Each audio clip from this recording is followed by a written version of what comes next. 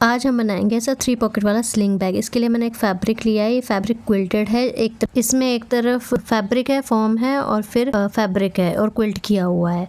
लंबाई इसकी 18.5 इंच है और चौड़ाई वाइज ये 8.5 इंच है। तो दोनों कोने से 2-2 इंच लेके मैंने एक सीधी लाइन खींच ली।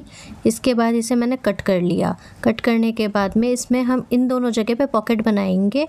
इसके लिए हमें जिप लगानी है। इस तरीके से जिप आएगी। चलो मशीन पे चलते हैं, फिर इसको अटैच करते हैं। इस तरीके से जिप रखकर मैंने इसको स्टिच कर लिया। जिप उल्टी है और फैब्रिक सीधा है। इसके बाद में इसे इस तरीके से पलट के यहाँ पे प्रेस स्टिच लगा ली। प्रेस स्टिच लगाने से जिप है जो उठती नहीं है और फिनिशिंग भी आती है। अब हमने जो 2 इंच का फैब्रिक अलग से कट किया था, इसे इस तरीके से रख के और स्टिच कर लेंगे तो ये एक हमारा जिप रेडी हो जाएगा।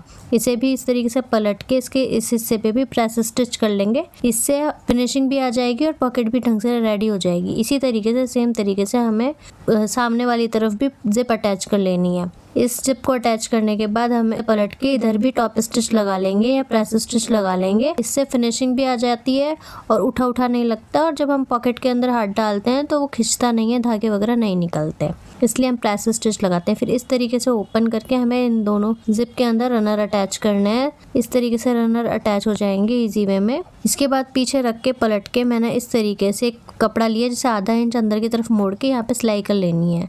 तो हमें इस तरीके से मशीन पे रखेंगे और कुछ नहीं, सीधा सीधा सिलाई कर लेंगे। ये पॉकेट वाला स्लिंग बैग बनाने का सबसे आसान तरीका है। दोनों तरफ से स्टिच हो जाने के बाद में हम इसे इस तरीके से पलटेंगे और इसके बिल्कुल बीच में एक सेंटर पे इस तरीके से नॉच लगाएंगे। नॉच लगाने के बाद यहाँ पे मैंने एक लाइन खींच ली। अब इस लाइन पे हमें एक सीधी सिलाई लगानी है। इस तरीके से लाइन पे एक सीधी सिलाई लग जाएगी तो ये हमारी 2 पॉकेट रेडी हो जाएगी। फिर हमने एक जिप लेनी है और जिप जो सबसे ऊपर वाला पार्ट है इस पे इस तरीके से रखेंगे और प्रेस स्टिच लगा लेंगे। पलटने के जब प्रेस स्टिच लगाएंगे तो हमें अब इस जिप का एक पार्ट खोल लेना है। जिप में 2 पार्ट होते हैं और एक पार्ट को अपोजिट साइड रखना है और स्टिच कर लेना है उल्टा। और फिर इस तरीके से हम इसको सीधा करके प्रेस स्टिच लगा लेंगे इधर भी।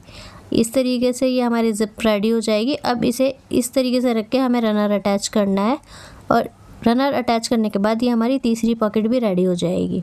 ये रनर अटैच हो गया। अब हम इसके लिए स्ट्रिप बनाएंगे। स्ट्रिप बनाने के लिए मैंने 48 इंच लेंथ वाला कपड़ा लिया है जो 4 इंच विड्थ वाला है। बीच में हम कोई भी एक वेस्ट कपड़ा रखेंगे फैब्रिक और इस तरीके से फोल्ड करेंगे और इसको इस तरीके से रख के सिल देंगे। हमने वेस्ट फैब्रिक इसलिए लगाया है ताकि जो स्ट्रिप बनाएंगे वो मजबूत भी हो जाएगी और ये स्ट्रिप काफ़ी फ्लफी हो जाएगी ताकि जब हम इसको यूज़ करेंगे तो काफ़ी लॉन्ग टाइम तक चलेगी।